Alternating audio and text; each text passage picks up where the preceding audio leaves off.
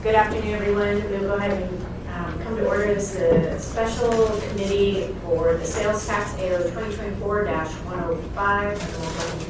And we'll start with introductions. Karen Bronga. Thanks, Alatal. Felix Rivera. On the phone, Mr. Schultz.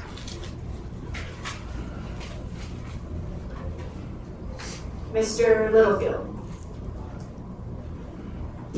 I'm here, thank you. Okay. I believe Mr. Schultz is on the phone. If not, he'll be joining us momentarily, and we expect to get Member Boland. Great, thank you. Mr. Boland with us shortly.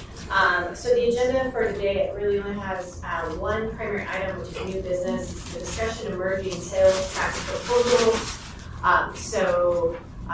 As you know, if more than 3 members want to work on an item, we need to do so in the open public record. So the special committee was created with the intention of seeing if we can't merge some of the existing proposals together. And so we have on our committee webpage, if you go to Assembly and Committees, you'll see the special committee listed. If you click on that, you'll be able to find the committees page, which includes the agenda for today, as well as the S version, the S2A, the floor amendment packet, and AM 2025-8, which is the crosswalk to compare versions. I'm hoping this committee can run pretty informally and that it can be a discussion about where we see opportunities for alignment and what are the open questions. One of the goals is to see what we want to ultimately send back to the administration and Treasury for modeling.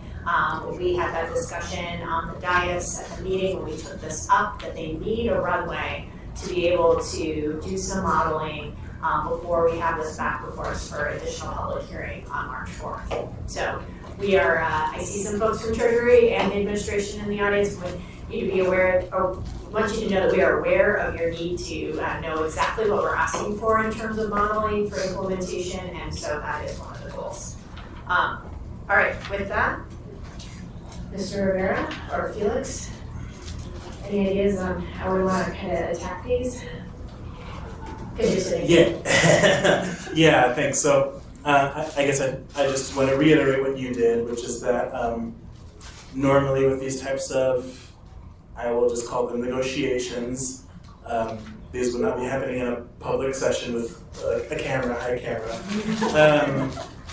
So this is going to be a little bit different, maybe a little bit awkward, but we'll make the best of it. Also want to note that these, at least for now, there may be future opportunities to hear more from members of the public, but for now, this is really internal dialogue. So I appreciate that there are members of the public here. I believe, just like any committee, will have public participation, but I did look at the agenda. Great. But that'll be the scope for now. I guess what would be helpful is just for me to get just basic terms of what we are hoping to achieve here. And we obviously have an end date of March 4th to achieve everything we want. So I guess starting from that point would be helpful. Great, thanks, Felix. And then if you're online, you can either just chime on the phone, you can chime in, or you can text if you would like to formally get in the queue. So the way I see it, in looking at the crosswalk, we have basically 3 buckets. We love to talk about buckets to kind of attack. One is property tax relief, one is the MAPS projects, and one is dedication. And those seem to be the 3 most common elements of all of the proposals before the body. So I think there are 2 different things in each one of those buckets. One is the substance of what we mean by whatever that is. What does property tax really mean? I don't know that there is any differentiation between the proposals. And then the percentage. And then similarly for MAPs, what are the MAPs? What is the percentage? And if we are talking about any municipal dedicated purpose, what are those and what are the percentages? So I am happy to take those in any order. Mr. Boland and I, or Dan and I met before this, really looking at the amendments and the proposals to say, Do we want to come with just the S2A version, or are we already ready to make some adjustments to our proposal based on what we read? And we are. So I guess I would like to just put that on the table, so then that's maybe a comparison point with the S. Does that work for everyone? Oh, yeah, Karen, go ahead. Thanks, I just wanted to, so the amendment packet here, Bronga Amendment 3 was incorporated already, and Bronga Amendment 4 and 5, so I wondered if they should even be in there, because they're incorporated in a version already. And what version is that?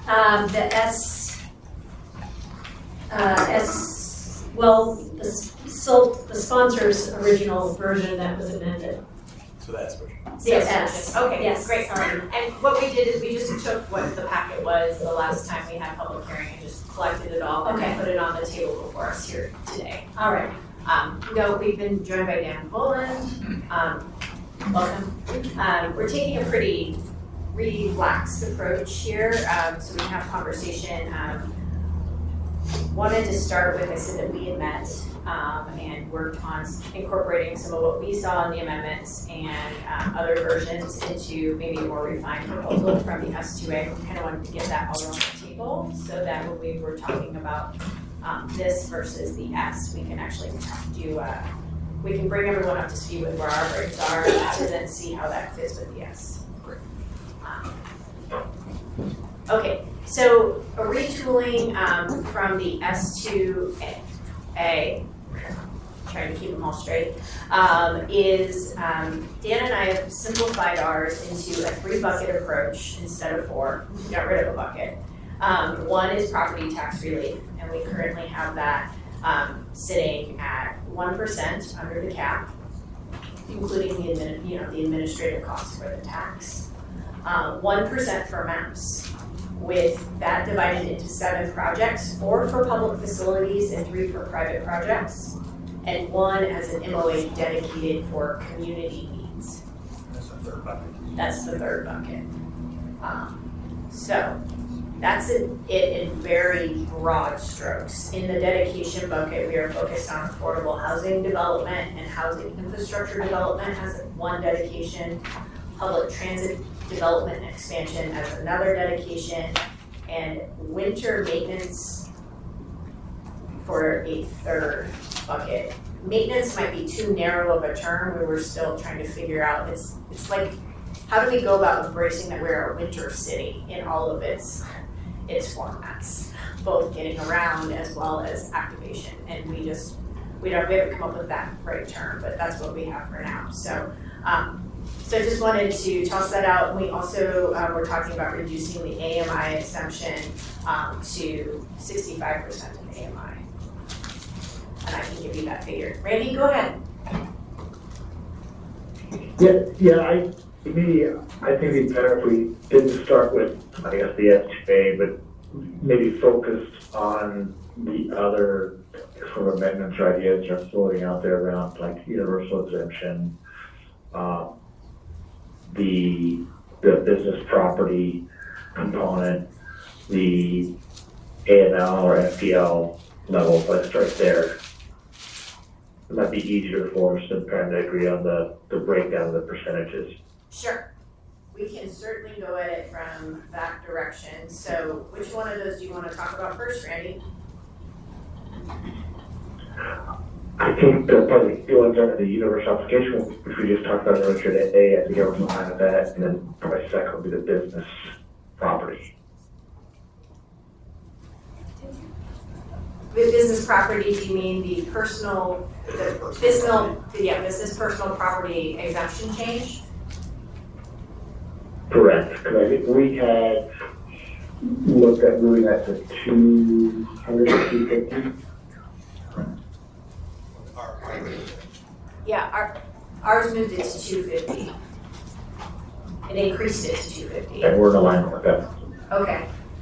The universal application piece is frankly now moving on its own.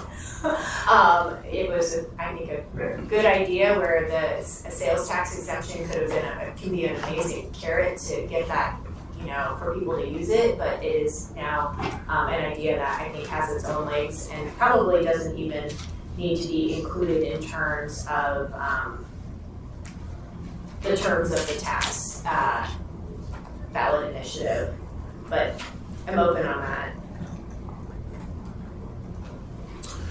Yeah, if we're Thank you, dealing, Pat, for the response. if we're dealing externally with that application process and it's gonna be in charter or code or wherever it goes, then yeah, I'm okay with taking it out of that language out of that. This what complicates it less. On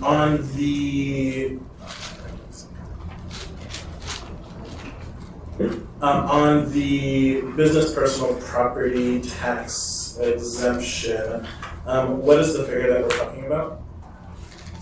$250,000. So raising the exemption from $20,000 to $250,000. And Which has a net impact on tax collection at about $6 million annually. And just to be clear, that 6 million would be not necessarily that we're not collecting that shift 6 million, instead of shifting it to another tax base. Yes, those are under the cap.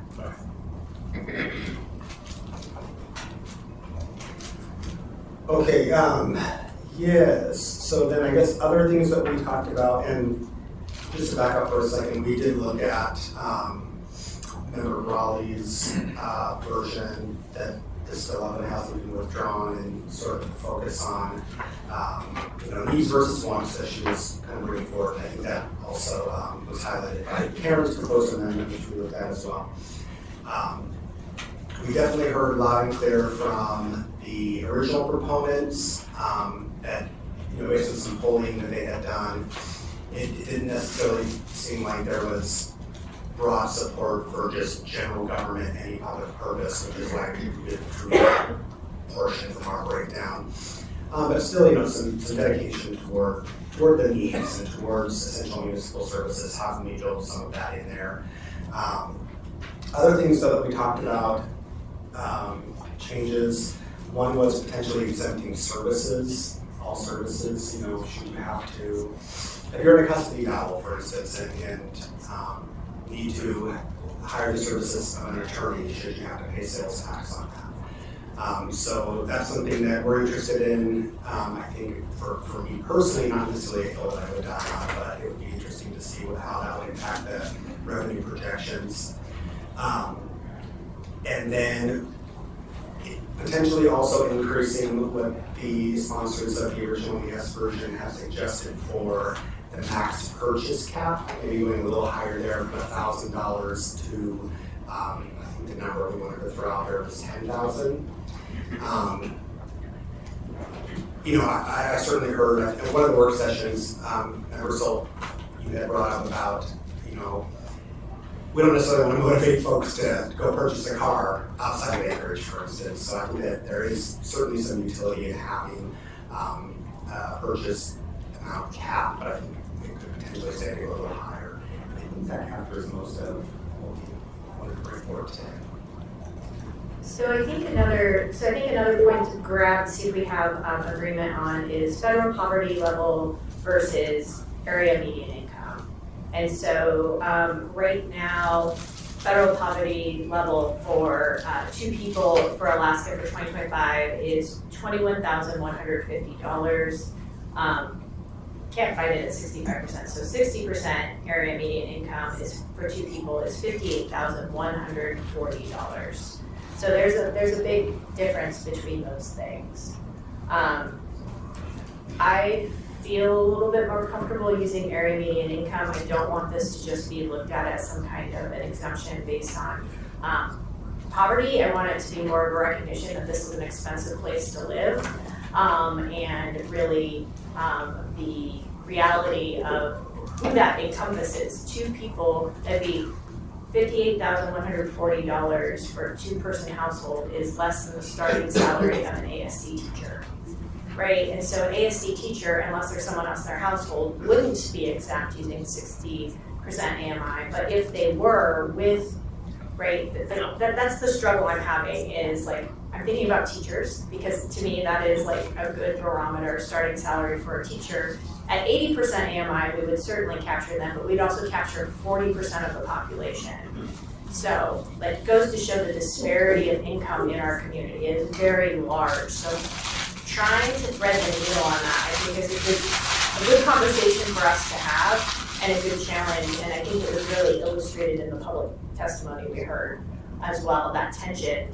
So, there's some numbers. I think we should have that conversation if that's something, because I think it's a place that we might be able to start finding agreement on which measure we want to use. I'm going to turn to Karen and then to Randy.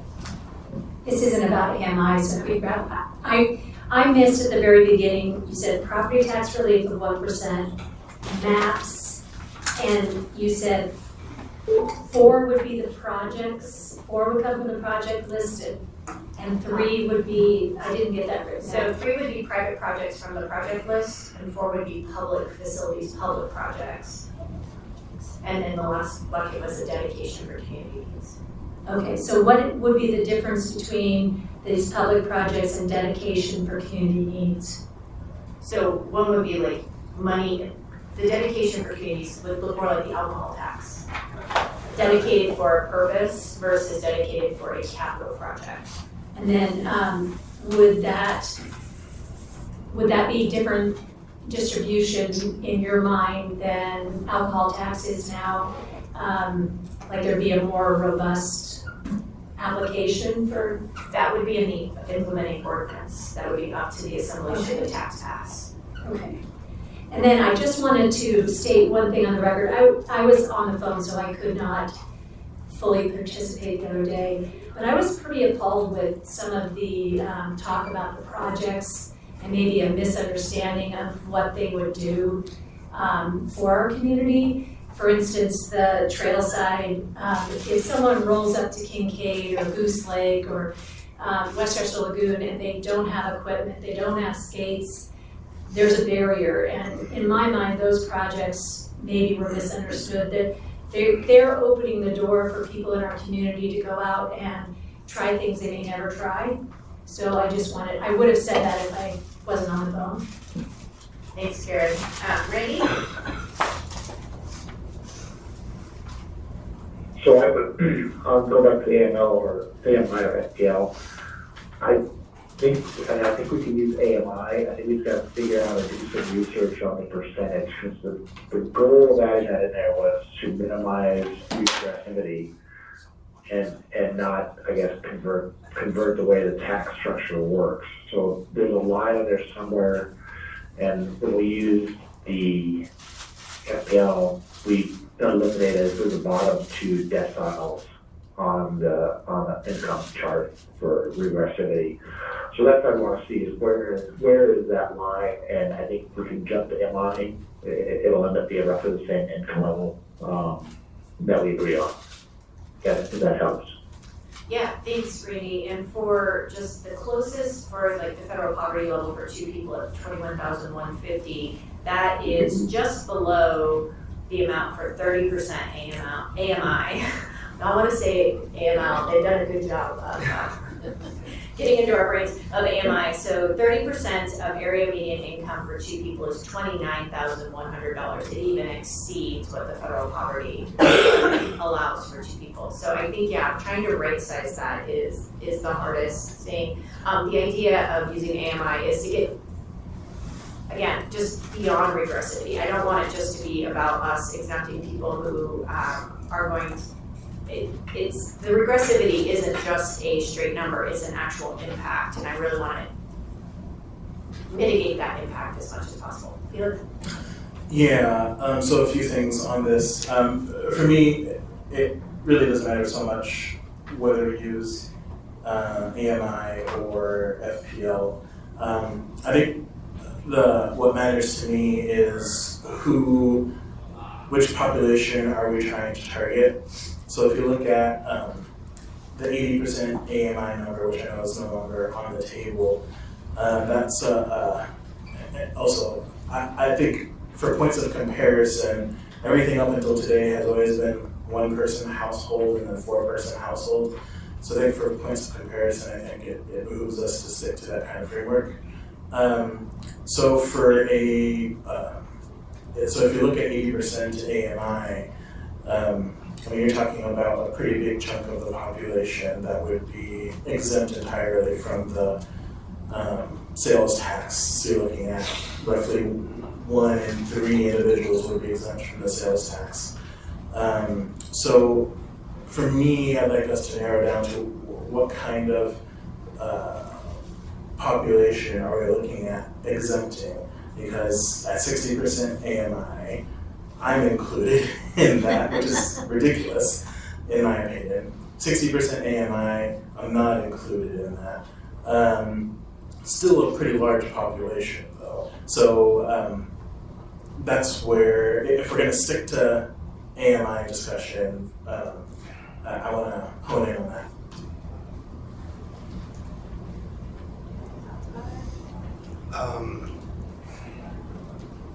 I don't have any thoughts about that other than that, yeah, I think that is the intention, is how do we limit the regressivity or the burden on folks, but not make it overly broad. Yeah, that's tough, and maybe that's something where the administration could help us figure out how that impacts the revenue projections. Yeah, I think partially that's fair. I think I agree 80% AMI is not the right, it's instinctively for me the right number, but at exempting nearly a third to 40% of the residents of Anchorage, I don't think that that's quite the right thing.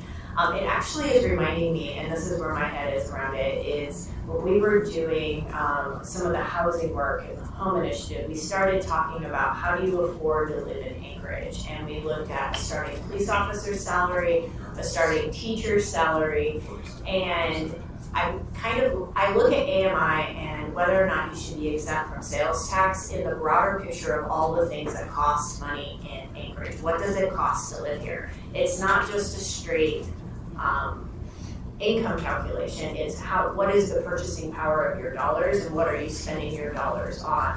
And I think for us, being a municipality of a decent size but still small enough to know who our residents are and to be a thoughtful body of 12 people, I think we can kind of thread that needle in a much more thoughtful way than just a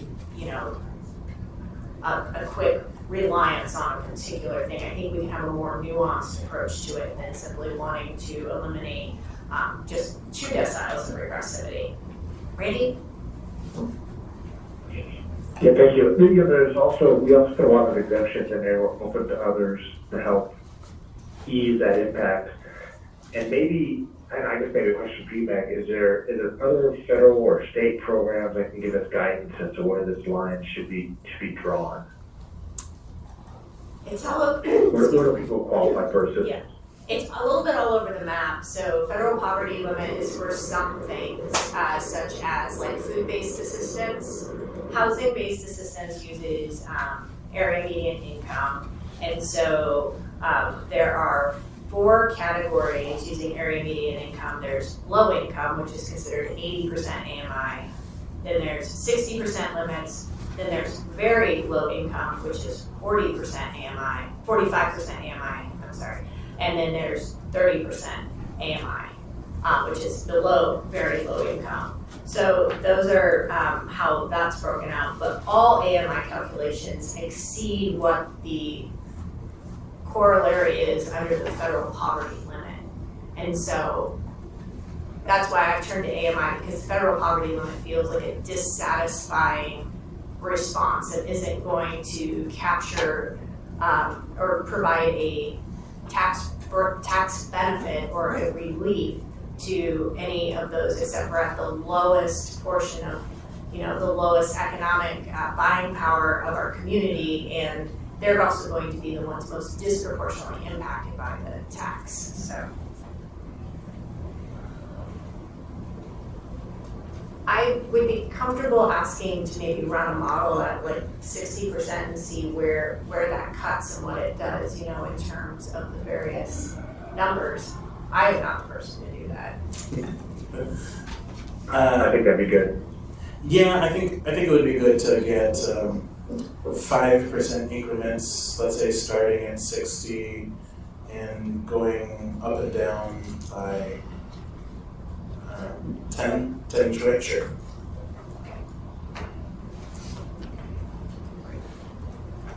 Okay, well, we have a plan on that. So now we're over to, I think, the next, we need to talk about maximum purchase exemptions or the services exemptions ideas.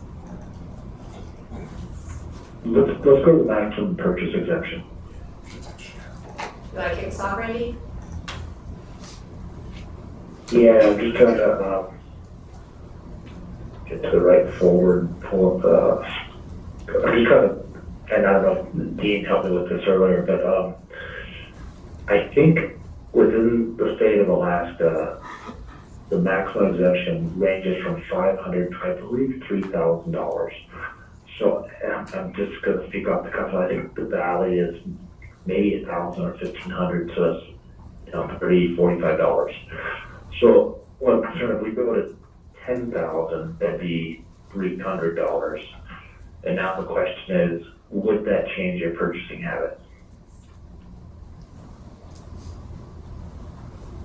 So I think if we'll make a change, between 1,000, 3,000, I don't think it's a huge deal. But I think if we go to 10, again, that's the question, would it change your purchasing habit? Yeah, I think that's a good question. Something else I think to put in the mix, and it wouldn't necessarily be in the charter, but would be in the implementing ordinances, do you pair that with any key tax holidays? So I have a memory from being a child in a state that had a sales tax that the 2 weekends before school started, there was a tax holiday to buy back to school clothing and items. The idea was it was to be helpful. So I don't know that the purchase limitation is the only tool potentially in our toolbox either. Yeah, well, we built this, we did talk about a tax holiday and also like a seasonal tax. And that then became, I guess, the pushback from businesses that would be difficult to administer. I'll agree with you on the seasonal. I see a lot of tax holidays happen around the country. So I don't think it's impossible, but I think paying the first time. Yeah, it could coincide with PFDs. That seems like maybe more of the natural thing here versus a back to school. So on the transaction cap, I do generally agree that both of our versions, the S and the S2A version, there's room to increase. I disagree that we should get rid of the cap entirely, which one of the versions does attempt to do. I guess the question is sort of what is the right number that will both ensure that we're not hurting our local businesses, but also ensure that that higher income individuals are paying a fairer share of the tax. So that's, I think, the needle to thread. Looking at sort of where most transaction caps are, if this information is correct, and feel free to, I think Dean had some analysis on there, but there is actually a wide range of transaction caps, from 500 being the norm in some places, 1,000 being the norm in other places, and as much as 12,000. So 10,000 isn't exactly unheard of, but it might be just a little bit on the high side. I don't want to just throw a number out there. I'd like to get some analysis, but it would be interesting to do an analysis of both 5,000 and 10,000 to see those two numbers, how they impact the tax. I think there's a secondary question here too, and this was from Member Brawley's proposal, is about not allowing purchase stacking. So I think that's another thing here. It's more about, right, so you can't game the system in order to grab the the tax benefit. Dean, I'm sorry, are you trying to get in here and word in edgewise? Oh, well, yes, thanks. I just wanted to mention I put up my list of the maximum transaction limits from other jurisdictions nearby, which I put up my list if you want to hear them now. Yeah. Where is it? So, while Ceres caps $500 per transaction, Palmer's is $1,000. The Matsu grows and have sales tax, but only in total now. Talking is Sensory area tax. It's $1,000. The Kina Peninsula grows $500, and it's pretty uniform in the cities within the borough. Also, they're all $500. The city in 20 years, a $5,000 transaction on top. So I mean, it was for $500, except Palmer, talking $1,000 each, and Whittier's $5,000. And then I guess I have Homer is 500 also. I didn't list their names, but I could, but I was only looking at the nearby jurisdictions. If that's helpful. Great. So I think what I heard from the conversation is we want to get, I'm keeping a list of what we kind of want to model. And so we want to model it at the $5,000 level and the $10,000 level. Any objection to that being the approach? Kira, go ahead. No, and I know AEDC models up to 3,000, we might be able to get some of that data. Thanks, Randy. Go ahead.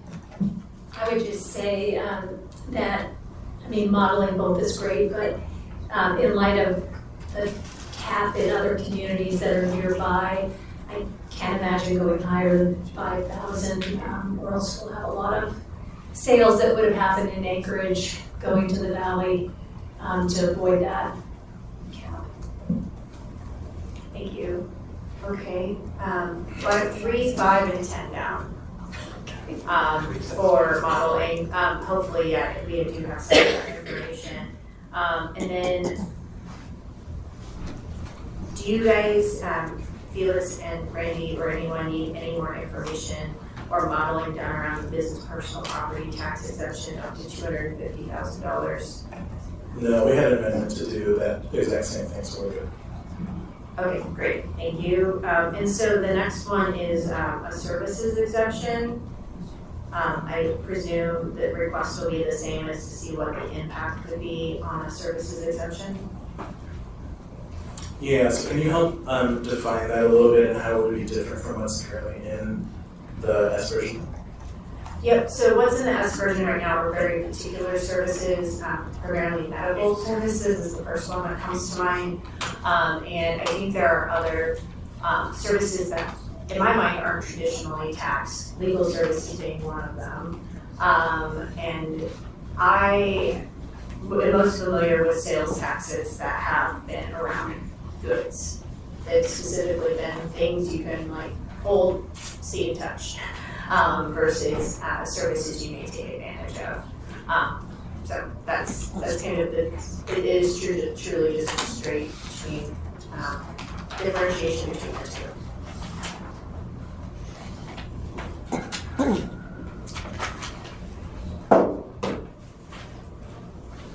If you just want to give me a second, I want to look at what the exact language says, just so I can understand this. We did not include it. New development for us. Well, sure, I'm Okay. talking about what's In currently S. in the S version, yeah. Okay, so in the S version, we're talking about medical services, counseling services, financial services, childcare services, in the sort of services category, that's primarily what we're exempting. So you're looking to expand that to really fit whatever we might define as a service, regardless of the type. Yes, in my mind, I don't understand why we would exempt those services, yet if you need to get a divorce out of child custody case, you would then pay a sales tax on it. And I just think, I don't want to frankly debate a bunch of exemptions on a per type of service or good basis. Personally, I would like to just get broad swath categories. If we are either going to tax services or we aren't. And so I think that to me is, that's where I'm at with it. I think as simple as possible is the best route to go. So if you look at the S version, page 14, there is a definition of services. Is that definition what you would use and make a blanket statement of exempts all services?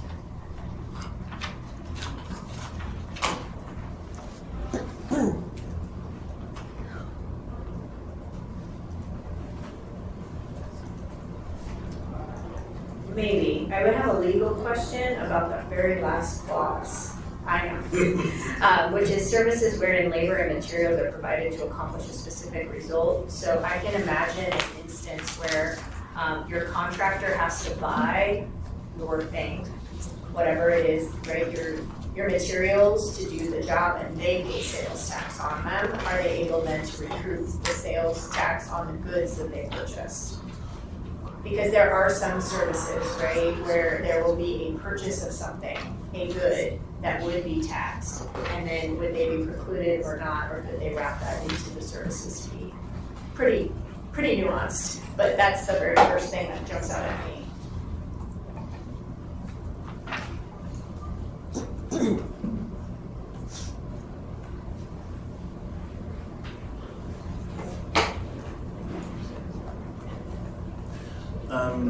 I do think if we're gonna do this, it'd be good to model what exempting all services would look like, or what the financial impact would be.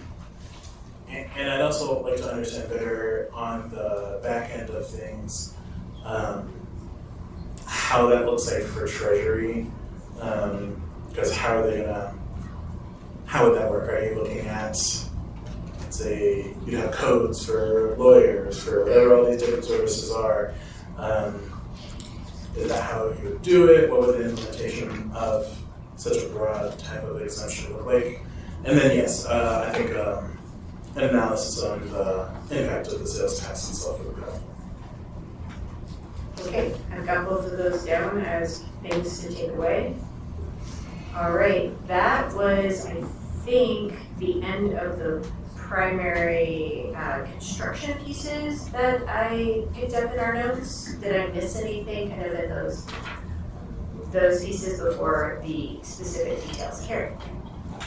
This is just on the services one. I apologize, it's gonna seem like my mind is in a bad place, but I'm just thinking lap dances. Do we want to, is there a category that we, okay, you got my idea. I hear your implication of what might or might not have to be taxed, yes. So, Gotta make a list. on that interesting note, Sorry. so Washington State has, they do specify certain retail services that are subject to sales tax, and you can pull it up on our website in the list. And they include things like dating and escort services, tradition and steam baths, including hot tubs. Apparently are services that are subject to the sales tax, but they have on here fishing charters, vehicle towing, automobile parking, cleaning services. So I think, some states do take the approach of going service by service. I think that could potentially add a lot of complication to what we're trying to achieve here, but is one approach. The other approach would be to just do the specific exemptions, which I think is sort of the sponsors of the original NS version, what they're proposing, and I think there's maybe merit to that. And the third approach would be just services across the board, and I do agree that having the breakdowns of the effects would be very helpful. Affects both of revenue and also implementation. Yeah, it's interesting. You brought up something that got me going a little bit, which is cleaning services. why wouldn't we want a person who has enough income to hire cleaning services, which I did, to not pay a sales tax? Or why would we want someone who makes that an essential service because they're otherwise working 2 jobs to pay the sales tax? Because they don't otherwise have the time to do it and want to spend their amount of time between their 2 jobs, possibly sleeping. Well, wouldn't someone who is in that kind of category be qualified for the hardship or household exemption? Maybe, perhaps. I mean, I guess, to me, it's what becomes an essential service, right? I think what you have in your current list are things we think of as pretty essential: medical, to include behavioral health, medical care, child care. So I'm surprised not to see legal services. I do really believe those are an essential service. But what also becomes an essential service very quickly is an emergency repair to your home when you have a flood, a car repair, and that sales tax could be the difference between being able to get your car repaired or not. So I think there's just, because wherever we land on that exemption, remember, we're gonna have people who are gonna walk that line where that's always where the tax is going to be the hardest. And that's where my brain is sitting, is whatever we decide for the household exemption, it's that person who's just outside that dollar range, what are we putting on them? So that's how I'm thinking about it.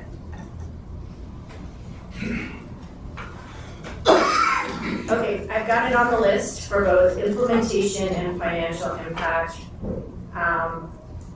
So any other of those any other pieces of, I guess I'll call the architecture of the tax that we want to address, or did we miss any?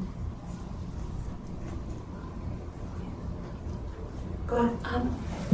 So I know that there was a predominantly large amount of our testimony was against the second taxation of alcohol and marijuana. And I think it might be good that if you would explain where your version is sitting on that. I believe both versions exempt the double taxation of marijuana and alcohol. Is yours? Let me just double check, but I'm fairly certain that the S2A version exempts marijuana, alcohol, cigarettes, and tobacco products. Yes. I do not believe those exemptions are included in the S version. The crosswalk says amended to make alcohol, marijuana, and tobacco taxable for all households. Okay.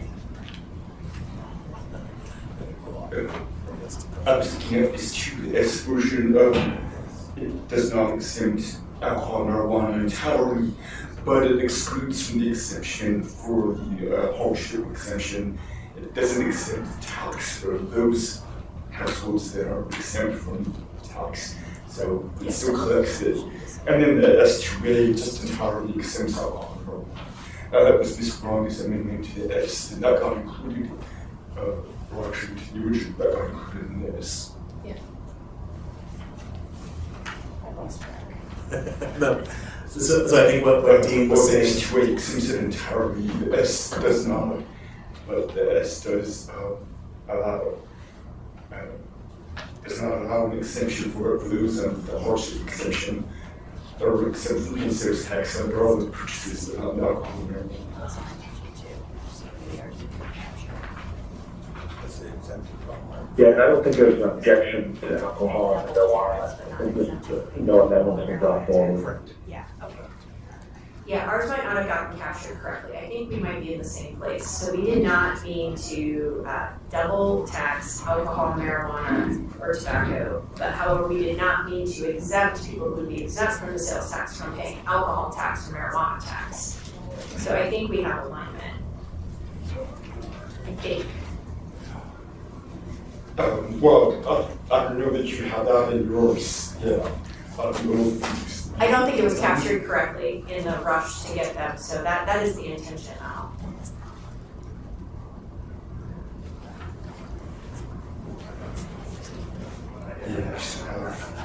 This doesn't do anything to change the regular alcohol marijuana tax 1%. Very good. there's never been, I think, any exemption for those. Right.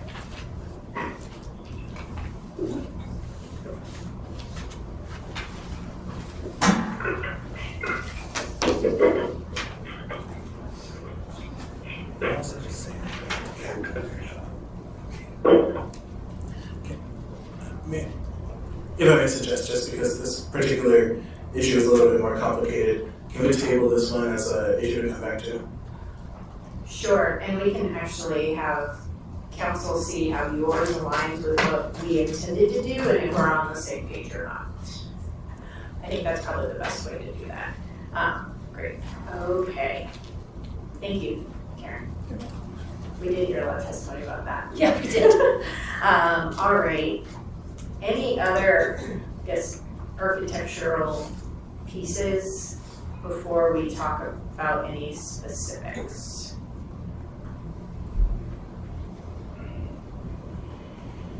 Okay, I'm not hearing any. All right, so which, do you want to start with a conversation, or I guess I want to start with a conversation around property tax relief because I think we have a little bit of an intervening event we should talk about, which is legislation was introduced at the state level by Representative Gray to allow there to be a differentiation between a commercial property tax or commercial property and residential property for purposes of property tax relief. Sure. And I know a lot of people were trying to figure out how to do that, but felt hemmed in by the state law. Certainly we can begin at that discussion point. And for me, I don't look at any single piece of legislation as providing a solution to that until we hear from the governor on whether he will support or veto.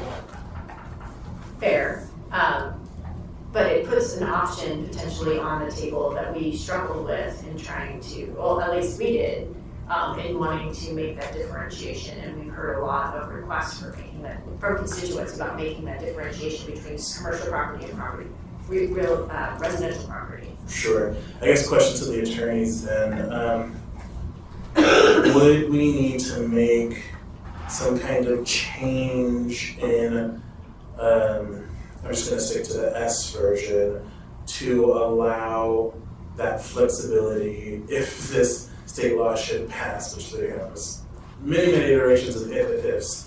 And then if it survives a legal court challenge, if that happens, right? So many ifs. How we would implement that in this sales tax.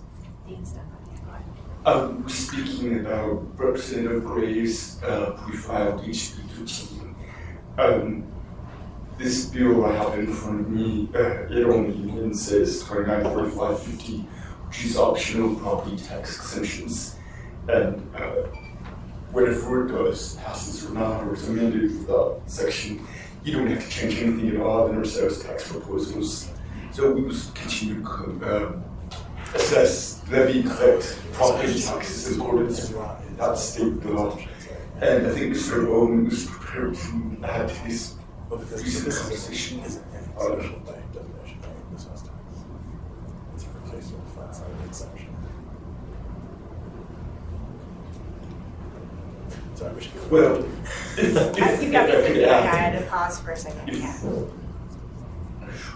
If Rep. Gray's bill passes, then the Assembly might want to adopt an ordinance that incorporates in our tax exemptions, his tax exemption for, what do you call it?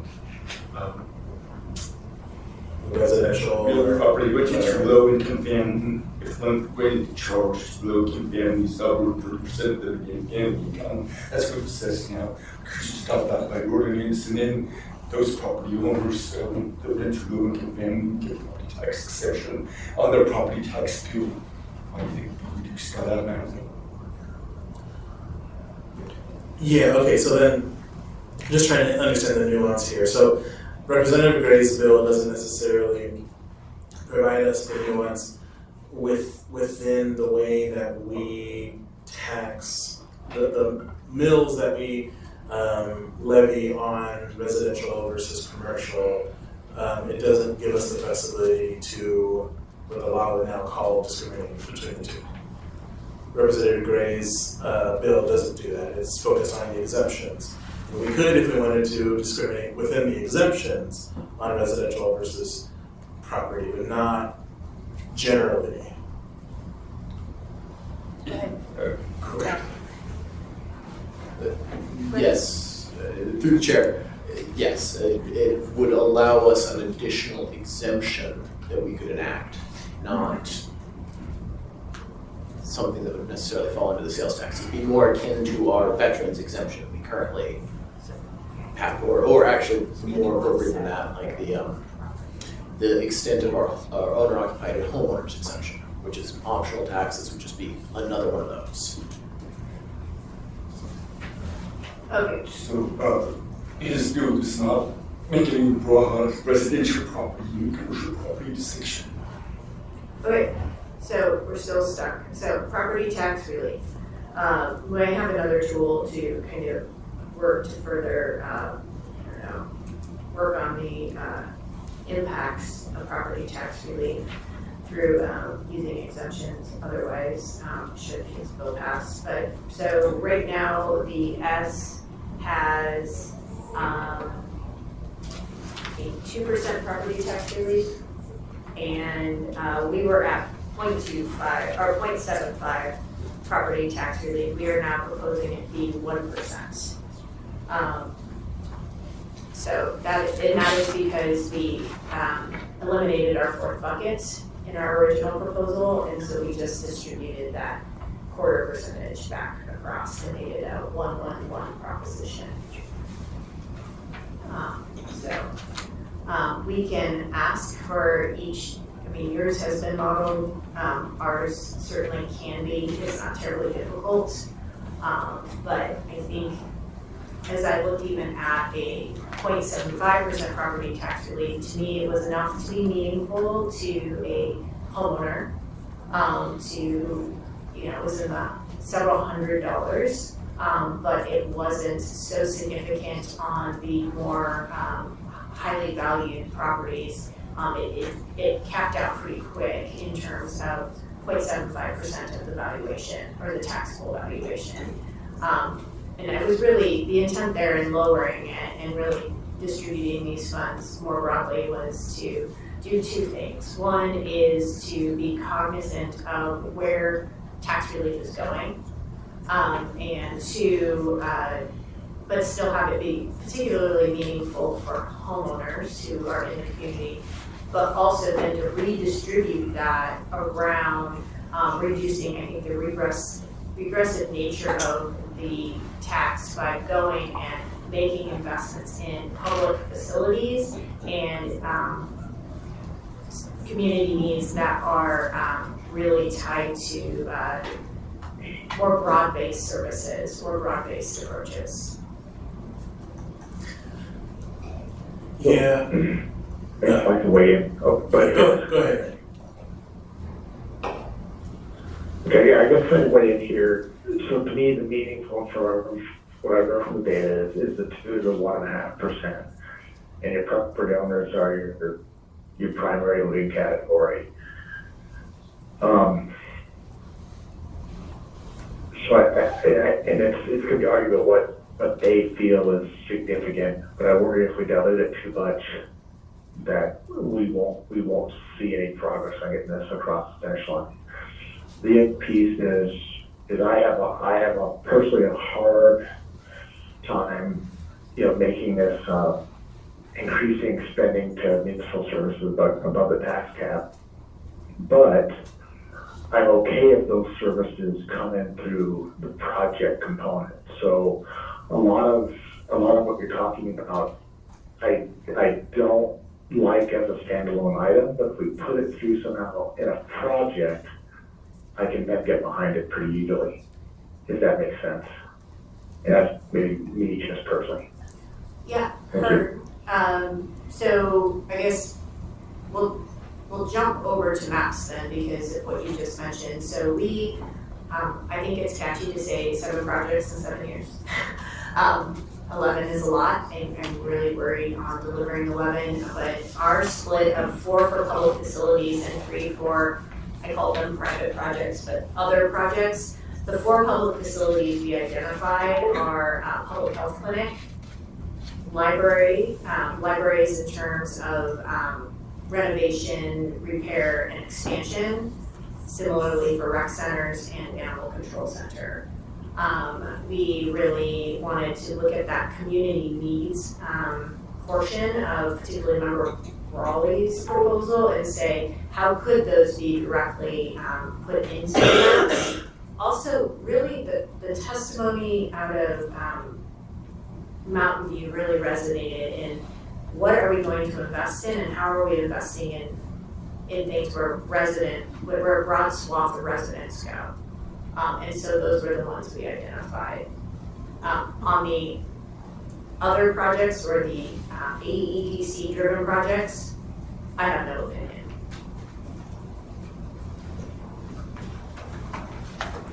So, I like that idea, because all that's invested in us, sorry. no problem, Randy. So, I just want to get a better understanding of, besides the alliterative nature of it, why we would want to cap the number of projects. And for me, my comparison points are the alcohol tax or the marijuana tax, which yes are much smaller in nature, but I can't imagine a scenario where we would want to cap the number of things we would want to do in those particular taxes. Oh, and let me be more clear. I'm not saying that we would cap it, like you could never do more than 7. I'm just saying for the number going forward the first time, 1, make it catchy while you're selling it. 2, when we modeled it at 0.75% of the tax, it was around $30 million a project if you were going to do a proportional basis. And I know that they won't all be the same. That's a lot of money per project. And so I think that that's more than enough money. And to Randy's point on where he's at with property tax relief, I think property tax relief, in my opinion, if you want a higher percent, then you're gonna reduce either your MAPS funding or you're going to reduce, I mean, for me, some form of dedication for community needs is a must. And so the max project count isn't one that is in the charter forever and ever. It's just the number we're putting forward this time. Because I don't know that there doesn't need to be you can never put forward more than in a time. We are just putting forward 7. I appreciate that, but that's not how I interpret the ordinance. So on page 3 of the ordinance, it talks about, of the S2A ordinance, it talks about how this public process shall be repeated every 7 years, and that there shall be no more than 7 additional projects sent to the voters. So it creates this process where every 7 years you can only send 7 projects to the voters, as I interpret this. Well, and every version of this past CS got very quick treatment, so that's an easy, you go to intense.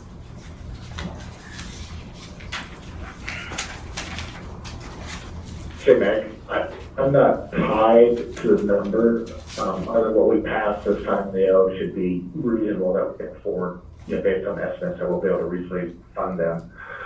But then future projects at any time, 100% in favor of, as long as I think we put them on the ballot and that they are, again, our bellwether, as the voters agree, they like the project, they see the benefit, they approve it.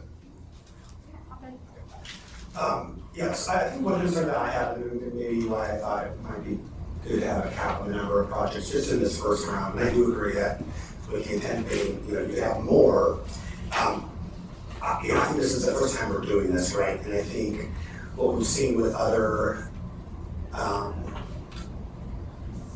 other grants that go out, or taxes that like the alcohol tax, sometimes the money doesn't go out timely, or sometimes the project doesn't go through to completion.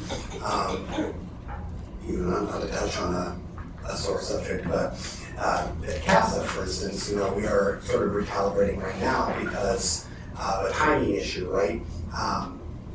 The Canyon Road, is it Canyon Road, right? the state wants to put in a parking lot, so that's now on pause, even though it was funded via that bond mechanism. And so one worry that I have is if we do too many projects, will they actually get done? Can we execute, who's gonna build them, who's going to oversee them? And it being 7 years as well, that could span different administrations, you could have new people working in different departments needing to execute this kind of stuff. So I guess I just don't want to bite off more projects than we can actually shoot. That makes sense. Sure, I appreciate that. Definitely, we want to make sure that we can deliver whatever we promised we're going to do. That is top of mind. So I'm just looking at the S and the S2A, and obviously the specific projects here are different than what you've described. Did you choose 3 of the private projects, or that doesn't matter so much to you? Doesn't matter to me, Dan. Okay. I think in our S2A version, the language of the projects that we have listed on there says shall be considered, so they were not meant to be like the final list. The only one of the private, or like what's called the amenity, community amenity-based projects, that I thought, I don't know about that one, was the Westchester Lagoon one. Not because I don't support it, and I do, I'd love to see more cool stuff happening there, but I know that the South Edition Community Council might have more nuanced feelings on that. So I just want to make sure that if a project is chosen by voters writ large, that there is a process too for community councils to weigh in on it, or it's not going to be controversial. Sure. Well, I guess since you brought it up, what specifically does South Edition have issues with? Do they not want more people going to their backyard? Yeah, that is part of it. Yeah, there are the folks who would tell you they don't want more people using the lagoon, it's bird habitat, etc. Yeah, that raises issues for me. Because I'm not relaying my own thoughts and feelings, I want the project to be successful, with sure. not having Well, huge opposition. Yeah. So let's talk about that project specifically in terms of success. So I think as you all know, there was some polling done on this, 2 different polls, one in May and one in September. And specifically when we talk about, and this is sort of a trail facility kind of project, specifically when we talk about those types of projects, they are very much supported. So the trail projects, the September poll showed that in the North Anchorage district, the Westchester Lagoon project was actually polled at 43%, really supported at the highest of the district, net positive support, I should say. West Anchorage was 26% net positive support, South Anchorage was 13% net positive support, the highest in that district. So I guess I would just urge folks to think from a citywide perspective rather than maybe what one particular community council may or may not like, but I appreciate that's sometimes difficult. What do people think about some public facilities being a part of the projects? I think that that's kind of a core piece here. And for me, it's really that piece of balancing wants and needs and making sure we are creating projects that are really accessible to everyone. I think I heard that loud and clear, and we also know that we've been having this conversation lately about the difference between what it costs to bond for something and the additional costs around interest. We also know that a facilities bond is a kind of, not likely to pass item, and so really wanting to think about, is this another tool we could put in our toolbox that's the yes and proposition, where something really important like our libraries, our recreation centers, that we know get used extensively, could, or possibly expanded. I mean, that's the thing, I guess, that gets me more excited. Midtown does not have a recreation center. And I believe there's a library branch on Muldoon, but it's a strip mall and it's co-located with some stuff. Like, I think we kind of made do, and I think that to me, in the maps, that's where I find some excitement. That's what goes with, I think, what feels like some others would really, really like to have. Yeah, I think that's the intent. I mean, all these projects should be open to the public, and they should be a balance, and some of them are revitalizing existing projects and building new projects. Maybe what I would suggest, everything you said back is yes, that's what we want to do. So maybe the answer is we combine the list. They're all on there, because you're still going to have the advisory committee that's going to say, okay, we got $1 gazillion, let's do all the projects right now, we need more. Or we only have this much, and this project's pretty easy, we can front load it, let's start that one first. Let's start this one second, and they will have input to the Assembly and Administration on the execution order based on funds and maybe at that point more down the road of community demand. And then going back to, I'd love future, after we get this one through, I'd love future projects, committee heads going back to the voter to help us prioritize what they think is important. Thank you.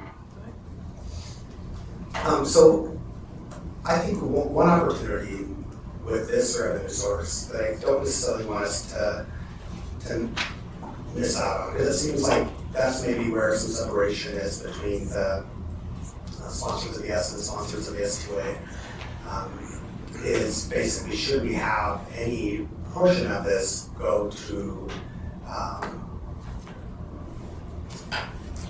like a dedicated fund apart from the MAPS projects. So one conversation is within the MAPS projects, are there amenities versus like essential public infrastructure, and can we have a balance of that? I think that's a valuable conversation. But in terms of the community needs, our idea to have that third bucket for dedicated purposes, I think for me, like the biggest exciting thing would be that housing portion, to be able to expand housing. And I think, for me as, you guys know, as someone who served with you, a big emphasis of my first term has been how do we create the conditions to get people into housing easier, whether that's zoning reform or building code or, renting with the permitting office, etc. I know that a couple of years ago, and maybe when we met, Meg and I talked about this, and I can't remember. I know at one point there was a budget amendment brought forward, and I think, remember, you were a sponsor, maybe I think it might have been you and Member Martinez for a housing trust fund. Yeah, And did it pass and get amended down? it got amended down To significantly. to 200 or whatever? 500. 500, okay. Okay, and so we have that, I guess, set aside, and I just see, I think with the property tax offset, those who are already property owners are getting some relief. But renters, even though rent is exempt, they're not getting the same type of relief, even though their cost of commodities is going to go up. And so I think with this new revenue source, there is potential to really invest in that housing trust fund over time, and that could be used for offsite improvements, which we hear from developers all the time is a major barrier to their project's penciling. Expanding infrastructure. If we're hearing, okay, well, we can't expand housing density in certain parts of town because there's not the infrastructure to support it, maybe that's something that housing trust fund, as it grows over time, could be utilized for, or public-private partnerships. And so, I don't know, there's a really good opportunity to help move folks into housing along with limiting the regressivity, as we talked about with the universal application, et cetera. So I guess that's just where I'm coming from, and I hope that we can consider that thoughtfully as, that's a major, I think it's one of the issues of our day is housing affordability here in Anchorage, how could this revenue source be used to really make an impact on that? That's a great segue to talk about. And I think that's a good idea. For dedication, but before we jump to the dedication, I want to return to the maps really quick. So I see the deferred maintenance project in the S. I'm a little bit concerned that that's really broad and doesn't call out, and I see it prioritizes those facilities that are public facing. Appreciate that. That's some language I'm familiar with.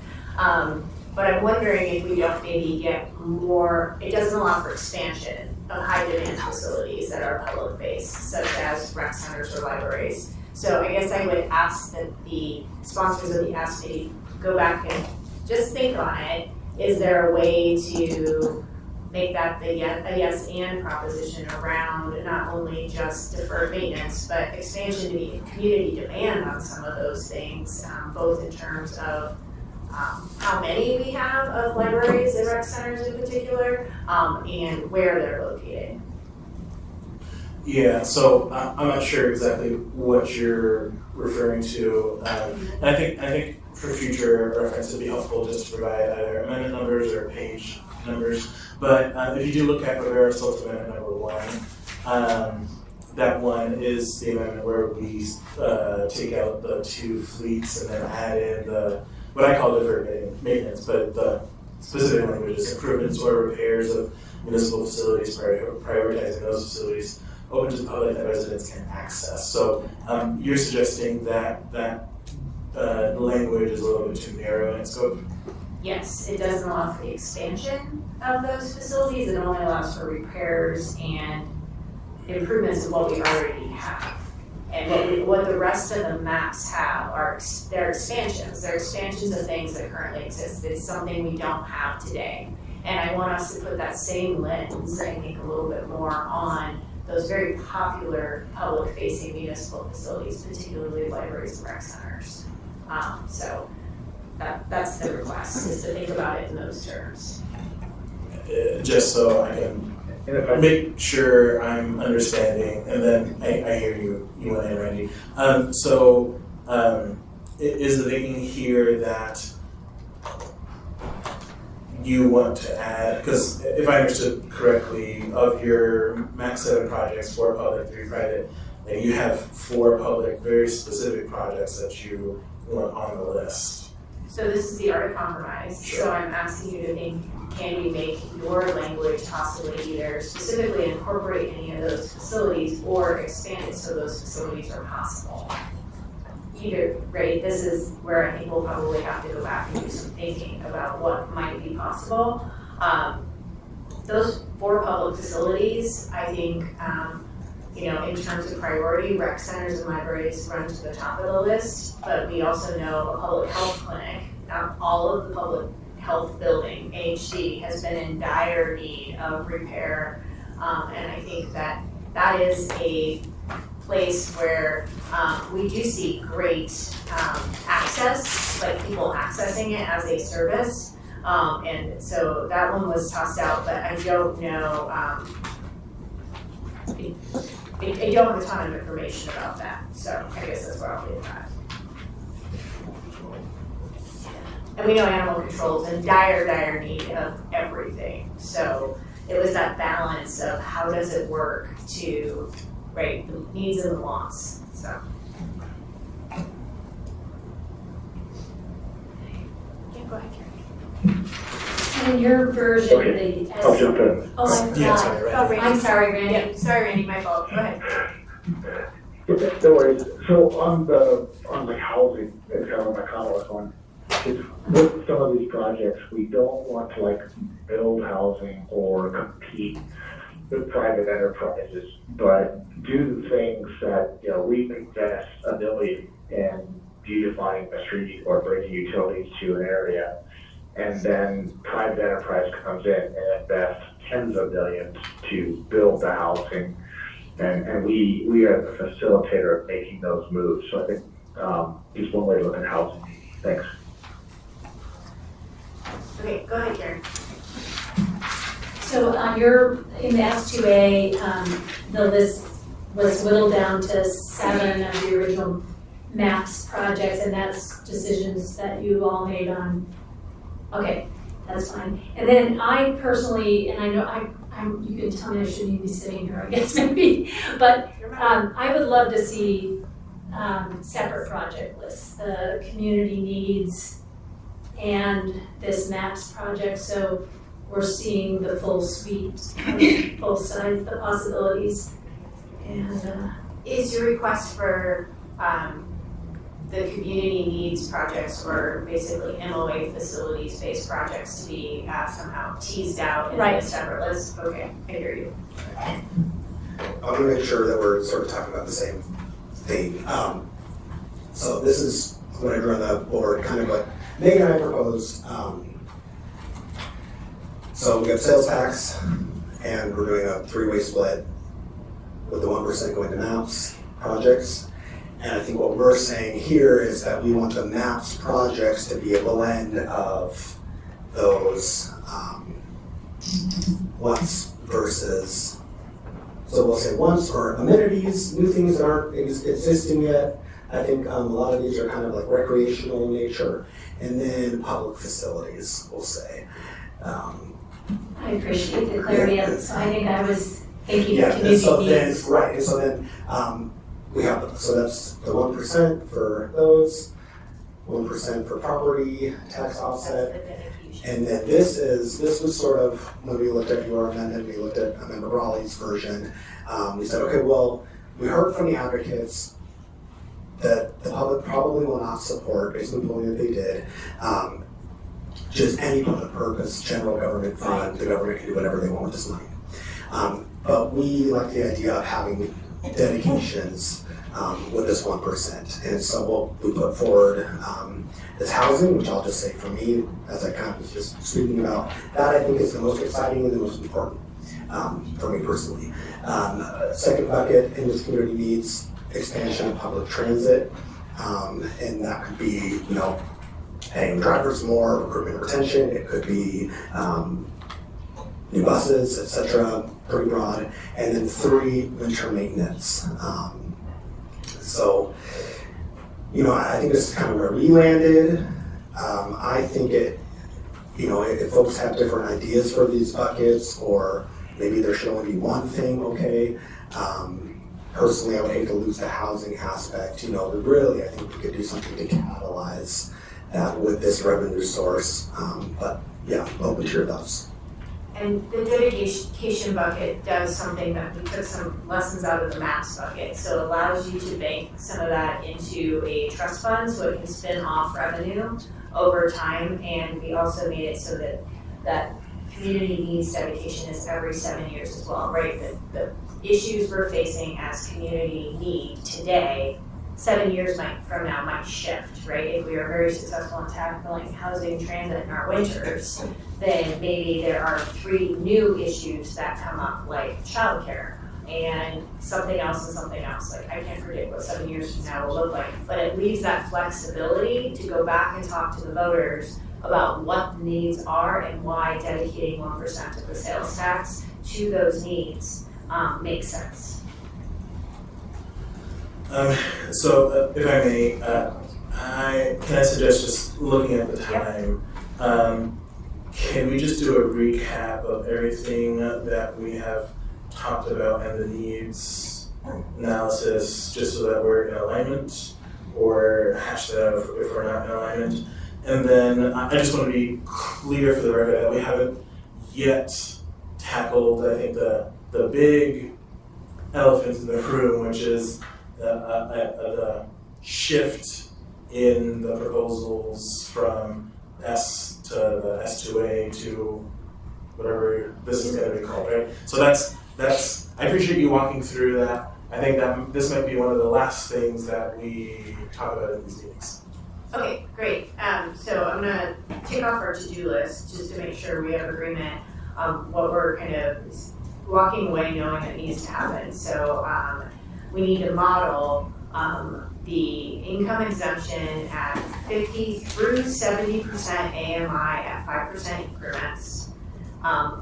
Modeling the maximum transaction amount at $3,000, $5,000, and $10,000 what does it look to have a full services exemption? So basically applying the definition as is in the the S broadly. And what does Treasury think about a services exemption? Is that really hard to implement? Over to legal to make sure that we said the same thing about alcohol, marijuana, tobacco tax in terms of how we were treating those now that there's clarification on the sponsor's intent on S2A. So those are the things that need to go and be done and information received on my list. I have a few additional things on Okay. my list. So, hold on, two things while I catch up.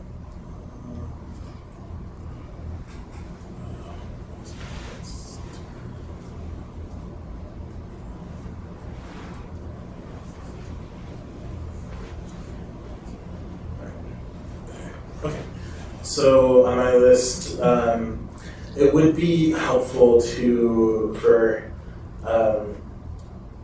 everyone at our next meeting to bring forward definitions of what they believe meaningful property tax relief looks like or means to them. Because I don't know if we're all necessarily on the same page there. Looks like there needs to be some refinement and further analysis on the max project count idea, just to make sure that we're not tying ourselves down in the future. With regard to this idea here of once amenities versus public facilities, I think it would be helpful to have some kind of definitions of what we mean by those. Because in my mind, everything that we put on the ballot for maps should be in the realm of these are public facilities. And so I think we just need to have a clear definition of what we mean, in my opinion. Interesting. So I didn't realize that a Girdwood Arts and Rec District would be a public facility. So that would be an MOA, potentially contractually run community space for art. Like, that's not a limiter in the language of the S, that these could be facilities. I guess, what do you mean by public facility as well? Because Yes, I'm very we'll all curious bring our about definitions to the next how meeting. that works. Because when I read these, I did not read them as public facilities. Okay. And then lastly is, I think it would be helpful if we're gonna have a good conversation around housing investments, how we think that would look like within the confines of the sales tax, of how are we going to invest in housing. Okay, and we have, and if you are open to the conversation around a portion of this tax being dedicated for community needs, I mean, that's kind of first what we wanted to feel out, because that is not in your proposal. We have some specific ideas around those things, and we can certainly bring those forward.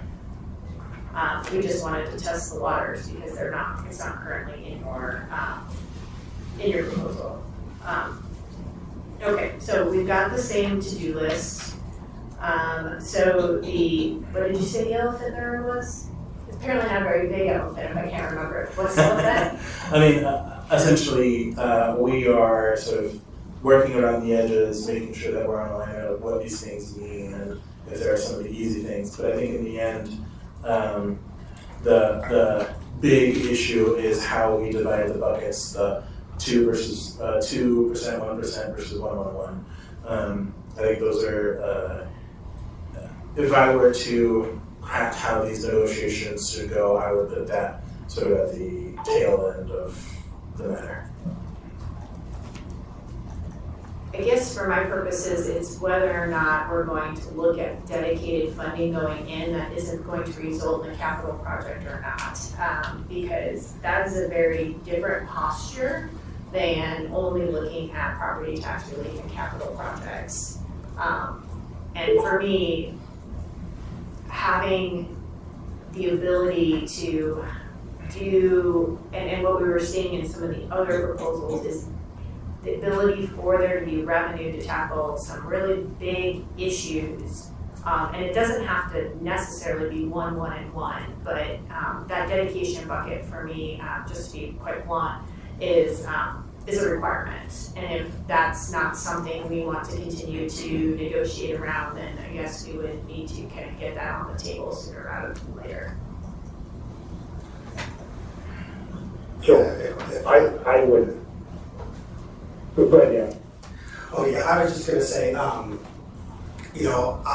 yeah, I guess I'll just reiterate what I said previously, I don't wanna leave this opportunity off the table. I think this, what we're contemplating would be one of the largest revenue shifts, in our recent history.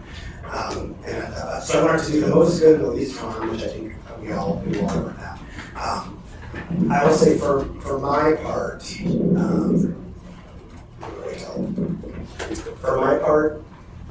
I feel similarly to Meg in that I want there to be a community needs aspect to this.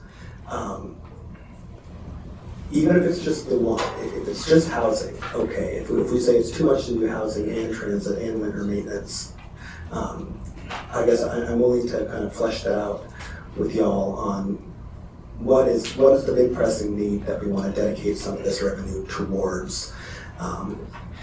So I guess, yeah, that's what I look forward to try to find alignment on that. That's kind of where I am.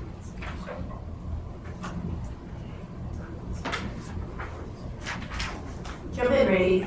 But, yeah, and that's what I can see is maybe, Oh, guys, maybe one. can you start again? You're real choppy. Yes, if you see at the end of the day is 1.5 split. With everything put into project for capital or otherwise as a project. That's the bucket it would fit in. If it said, we want to dedicate X% to this need, then maybe that's how we define it. Okay, I'm just gonna repeat back what I heard. Possibly a 1.5 split, so everything either is in property tax relief or a project. And then I guess that's what I heard, and that raises a question. And what I was just looking at is, do we define what a MAP is, a municipal area project? And is that definition expansive enough to take in revenue to be used as a fund source to tackle, like, could the development of housing be a project, or does it have to have a defined capital outcome that becomes a municipal facility or a public facility? I mean, I would argue that the creation of housing would be a project, and in fact, if you look at Progressal's amendment number 1, it is incorporated within that amendment. I think what I would suggest is, I think at this point, unless there's anything, any further refinement that you think we could do on the spot, I think we have sort of marching orders and future analysis that needs to be done. And I just want to give legal one more thing to pull for us, which is Felix would like us to look at definitions of public facilities. I'm gonna ask legal to look in code for existing definitions of public facilities. Like, let's start with what we have, please. Okay, I think that's a good starting point. We will look for when we can meet again. We're gonna have to spend a little bit of time, like a number of days or a week, to get the information here and work through that, knowing we're working toward getting down to whatever the proposals for the 4th may be, so Treasury has time. Not that there aren't questions in the interim. And so now we have on the agenda, any last comments by members? Going once, going twice, okay. Yeah, go ahead. Go ahead, Dean. Wanted to make sure I heard you, the legal question, what is public facilities definition? Still more? Just, yeah, anywhere you can point to in code that already exists, so we aren't maybe reinventing the wheel. If I can Be find one consistent. to propose. Thanks, Steve. All right, with that, we have room for audience participation. If anyone wants to participate, there's a mic up here. You have 3 minutes. Anyone? Anyone on the phone? All right, well, thank you, good initial work, it's going to be a process, so appreciate members' participation, and with that, have a good weekend.